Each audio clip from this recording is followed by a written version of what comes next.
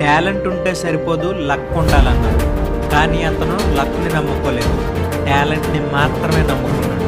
2011 world cup India మొత్తం celebrate చేసుకుంటే ఒక్క కుర్రాడు మాత్రం ఇంట్లో కూర్చొని ఏడ్చాడు. ఇలాంటి వరల్డ్ కప్ విన్నింగ్ స్క్వాడ్లో చోటు దక్కలేదు. కానీ అతను అక్కడే ఆగిపోలేదు. బ్యాటింగ్ ఆర్డర్ మార్చాడు, గేమ్ మార్చాడు. ఒక్క ఛాన్స్ ఇస్తే డబల్ సెంచరీలతో సమాధానం చెప్పాడు. ఐపీఎల్లో రాజ్యమేనాడు. ఎవరైతే తన పనికిరాడన్నారో వాళ్ళే ఇప్పుడు కెప్టెన్ అని సలాం కొట్టేలా ఎదిగారు.